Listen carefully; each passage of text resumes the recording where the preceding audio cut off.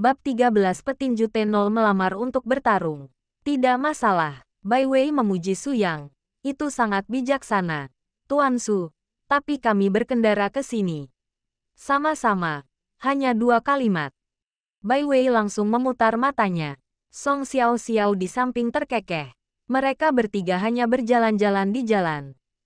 Sambil menatap ke arah jalan tua yang ramai, terdengar tawa dan kebisingan di pertokoan sekitar. Teriak-teriakan bos yang suka menebak jari dan menyombongkan diri terus terngiang di telingaku. Su yang merasa sedikit emosional. Hidupnya hari ini lebih menarik daripada beberapa tahun sebelumnya. Apakah kamu ingin bernyanyi? Pipi Bai Wei sedikit memerah. Dia baru saja minum bir. Jadi raut wajahnya sedikit berubah. Saat itu, aku hanya merasakan pipiku sedikit panas. Tentu, Song Xiao Xiao mengangguk sedikit. Sudah lama aku tidak ke sana. Kalau begitu, ayo kita bernyanyi dulu. Baru cuci kaki. Su yang mengangguk setuju. Lagi pula, dia sudah lama tidak bernyanyi. Kalau begitu aku akan memanggil beberapa orang lagi. Bai Wei berpikir sejenak. Membosankan jika tidak ada cukup orang. Baiklah, jangan lupa panggil beberapa wanita cantik lagi dan dapatkan beberapa keuntungan untukku, saudaramu. Kakak Wei. Su yang segera menatap Bai Wei dengan penuh harap. Di masa lalu, Su yang sangat enggan menjalin teman baru atau bergaul dengan orang asing. Namun sekarang tidak ada yang perlu dikhawatirkan. Gelombang. Bai Wei mengangkat alisnya yang cantik dan menatap Su yang dengan tidak puas. Tidak cukupkah kami berdua bunga emas Louis Vuitton menemanimu? Semakin banyak semakin baik. Hehehe. Su yang langsung tertawa terbahak-bahak. Saya juga ingin menjalani kehidupan seperti yang dijalani Perdana Menteri dong. Baiklah.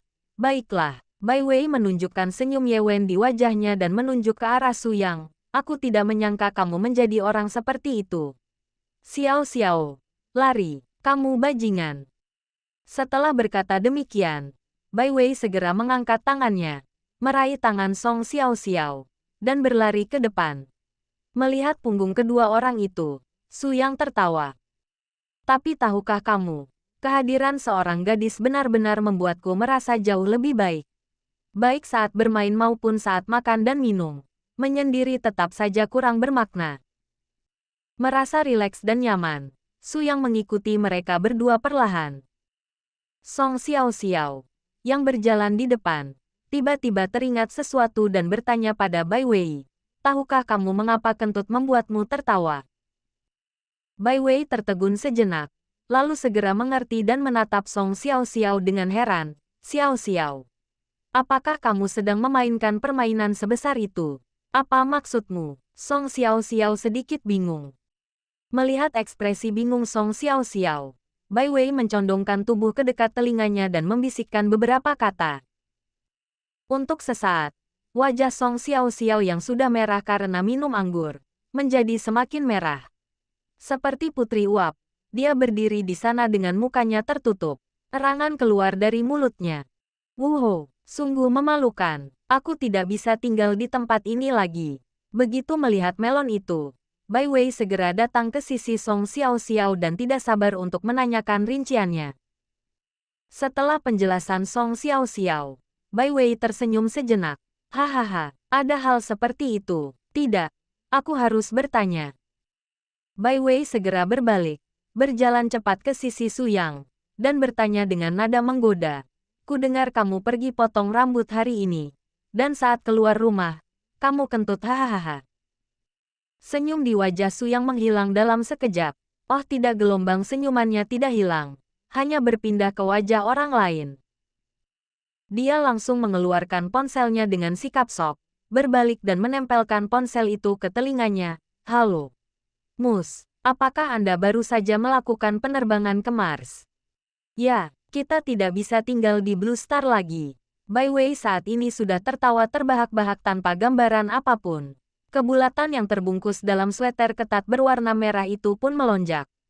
Lucu sekali. Kamu benar-benar pergi ke lantai 2 yang mana? Bai Wei tidak bisa menahan tawanya pada Su Yang.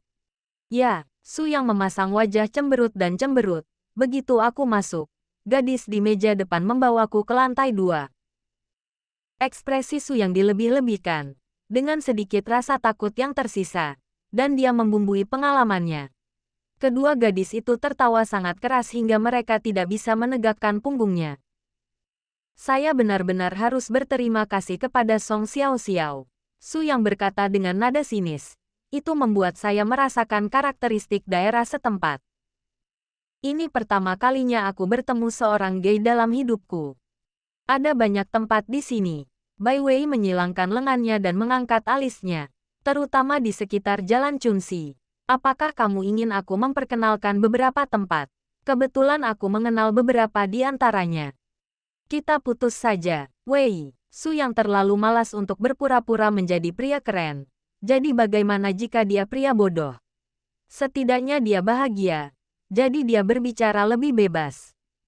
Di masa lalu, dia selalu malu dan penakut di depan gadis-gadis dan tidak tahu bagaimana cara berbicara kepada mereka.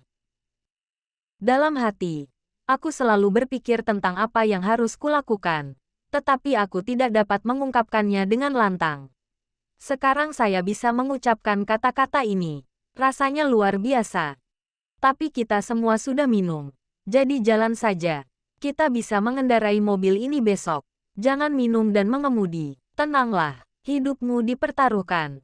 Bai Wei sebenarnya tidak peduli. Saya hanya minum sedikit.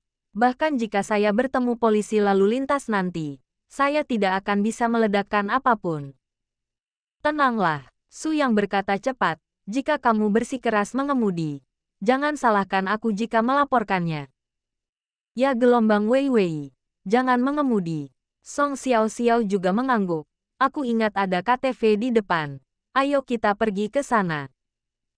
Oke gelombang. Bai Wei mengeluarkan ponselnya dan mengirim pesan.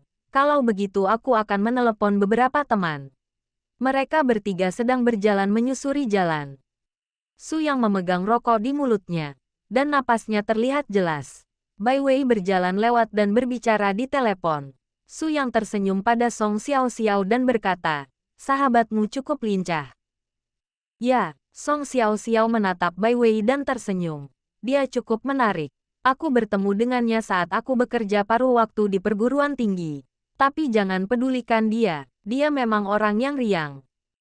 Maksud Song Xiao-xiao hanyalah untuk mengingatkan Su yang bahwa Bai Wei ceroboh. Tidak masalah jika itu menyinggung. Sebenarnya, Su Yang dan Song Xiao-xiao saling kenal tetapi tidak sepenuhnya akrab. Teman sekelas lama yang sudah lama tidak bertemu tentu akan lebih akrab dibandingkan teman biasa. Selama bertahun-tahun, Su Yang sudah terbiasa dengan kenyataan bahwa beberapa orang semakin menjauh seiring berjalannya waktu. Oleh karena itu, ia tidak terlalu terobsesi dengan hubungan antar pribadi dan membiarkan segala sesuatunya berjalan sebagaimana mestinya. Jika kita bisa terus bermain bersama, maka kita bisa terus bermain bersama. Jika memudar, maka memudar.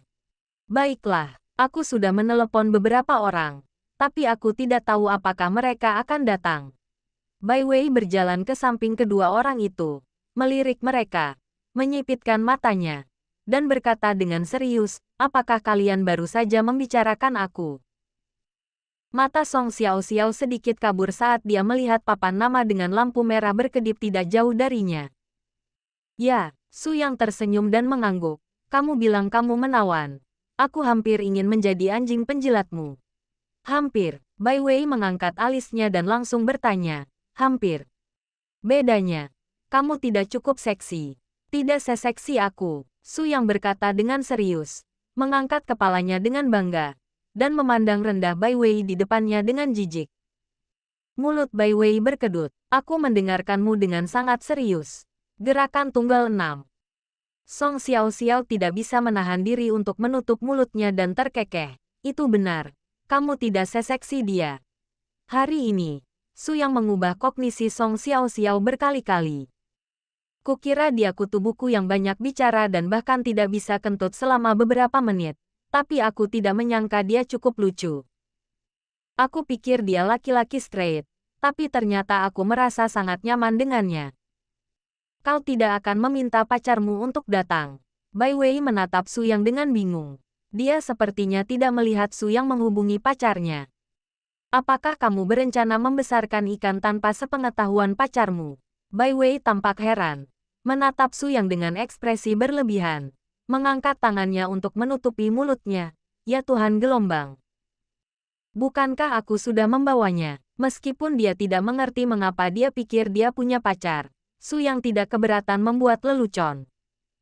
Apakah kamu di sini? Di mana kamu? Bai Wei segera berbalik dan melihat sekeliling. Bukankah di sini? Su Yang mengangkat tangannya dan melambaikannya di depan Bai Wei. Bai Wei. Lagu Xiao Xiao. Petik 2. Kita semua sudah dewasa. Bukan anak-anak. Jadi tidak apa-apa jika kita mengolok-olok diri sendiri. Su Yang tidak melontarkan lelucon jorok kepada mereka berdua. Dia hanya ingin menghibur dirinya sendiri. Bai Wei tidak dapat menahan tawanya.